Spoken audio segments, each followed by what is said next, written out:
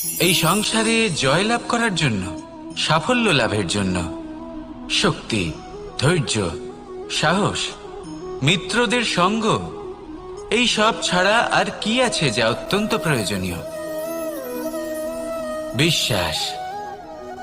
সত্যি কথা বলতে এই বিশ্বাস অত্যন্ত অমূল্য, কিন্তু এটা দুদিক খোলা তলোয়ারের মতো। এটা আপনাকে বলশালীও করে তুলতে পারে, শক্তিশালীও করে তুলতে পারে, আবার দুর্বলও করে তুলতে পারে। কিভাবে? যদি আপনি শুধুমাত্র অন্যের উপরে বিশ্বাস করেন যে ওনারা সবাই আমাকে সামলে নেবেন, আপনার বিশ্বাস শুধুমাত্র অন্যের উপর, আর সেই বিশ্বাসের ভিত্তিতে আপনি কর্ম করেন, তাহলে আপনি দুর্বলই হয়ে উঠবেন। কিন্তু এই বিশ্বাস যদি আপনি নিজের উপর রাখেন যে যাই হয়ে যাক না কেন, আমি নিজেকে ঠিক সামলে নেব, আমি আমার পথ বানিয়ে নেব, সব বিপদের সম্মুখীন আমি নিজে হব এবং জীবনে সামনে এগোতে থাকব, তাহলে এই বিশ্বাস আপনাকে বলশালী করবে। এবার সিদ্ধান্ত আপনার যে আপনি কি চান, এই বিশ্বাস আপনাকে বলশালী করবে নাকি দুর্বল। ভেবে দেখুন, আর আমার সাথে ভালোবেসে বলুন, রাধা রাধা।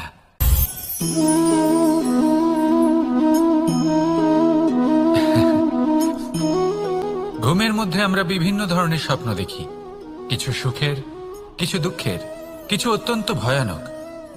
কিন্তু সত্যি কথা বলতে এর উপর আমাদের কোনো নিয়ন্ত্রণ নেই। কিন্তু আমি এমনও কিছু ব্যক্তিকে দেখেছি যারা খোলা চোখে স্বপ্ন দেখেন এবং তা যাপন করেন। নিজেদের একটা আলাদা স্বপ্নের নগরী আছে ওনাদের, সেখানেই জীবন যাপন করেন। আসল বাস্তবটা কি তাতে ওনাদের কিছুই যায় আসে না। এমন কিছু মানুষ আছেন যাদের কাছে বিন্দুমাত্র জ্ঞান নেই, সে না হয় ঠিক আছে, কিন্তু জ্ঞান এমনভাবে প্রদান করবেন যে মনে হবে সংসারের সমস্ত জ্ঞান তাদের কাছেই রয়েছে। এমন কিছু মানুষ আছেন যারা ভালোবাসতে জানেন না, আর তাও আমি মেনে নিলাম, কিন্তু কথা এমনভাবে বলবেন তাতে মনে হবে যেন প্রেমের বিষয়ে সবকিছু শুধুমাত্র ইনিই জানেন।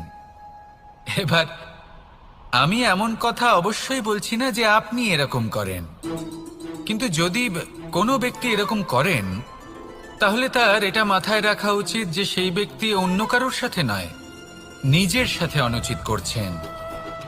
কারণ এমন কাজ করে উনি নিজের দোষ, নিজের অপগুণ সংসারের কাছে নয়।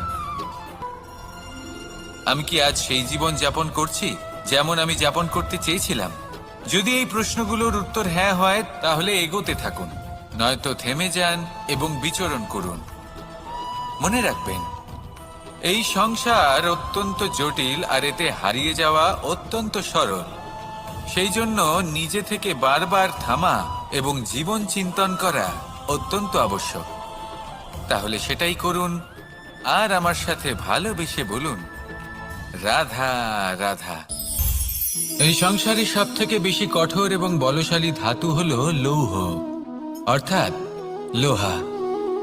হয়তো সেই জন্যই সকল অস্ত্র, সকল শস্ত্র, সকল বাহন যখনই এদের নির্মাণ হয় তখন সব থেকে বেশি ব্যবহার এই লোহাকে করা হয়।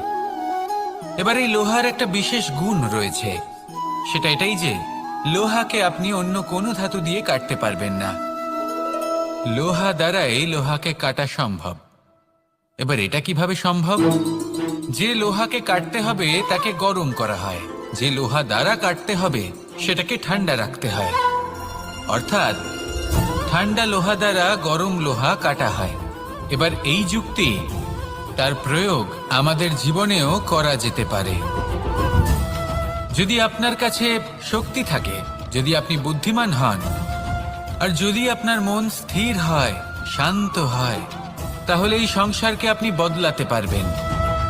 কিন্তু যদি আপনি শক্তিশালী হন, বুদ্ধিমান হন, কিন্তু আপনার মন অস্থির হয়, আপনার মন স্থির না থাকে, কোথায় কোথায় আপনি রেগে যান, তাহলে আপনি কখনোই সংসার বদলাতে পারবেন না। যদি পরিস্থিতিকে নিজের মতো গড়ে নিতে হয়, তাহলে ধৈর্য, সংযম এবং স্থিরতার শীতলতাকে আপন করে নিতে হবে। আসুন আমার সাথে ভালোবেসে বলুন, রাধা রাধা। সঙ্গীত হলো আমার অত্যন্ত প্রিয়। আমার বাঁশির সুর আমার মনের শান্তি এবং ভালোবাসার প্রতীক। সেই জন্য যে ব্যক্তি আমার বাঁশির সুর শুনত হয়ে উঠতে চাই, সূর্যের মতো তেজস্বী, প্রকাশময়, যশস্বী। সূর্যের মধ্যে এতটাই তেজ থাকে যে সবাই তার সামনে নত হয়ে থাকে। সেই কারণেই সূর্যকে যশদানের গ্রহ বলা হয়। আমরা সবাই সূর্যের মতো উজ্জ্বল হতে চাই, কিন্তু তার জন্য সূর্যকে প্রত্যেক দিন জ্বলতে হয় এই সংসারে শুভ ভাব, পবিত্রতা নিয়ে আসার জন্য, প্রকাশ ছড়িয়ে দেওয়ার জন্য। সূর্যকে প্রত্যেক দিন অস্তও যেতে হয়, আবার উদিতও হতে হয়, প্রত্যেক দিন জ্বলতে হয়। সূর্য একদিনের জন্য অবকাশ লাভ করেন না। আর যদি অবকাশ পেতেন তাহলে সূর্যকে আর সূর্য বলা হতো না, তাই না? সেই জন্য আপনি যদি সূর্যের মতো হয়ে উঠতে চান, সেই রকম উজ্জ্বল হতে চান, তেজস্বী হতে চান, তাহলে সূর্যের মতো জ্বলতে হবে, অর্থাৎ অগাধ পরিশ্রম করতে হবে। আসুন আমার সাথে ভালোবেসে বলুন, রাধা রাধা।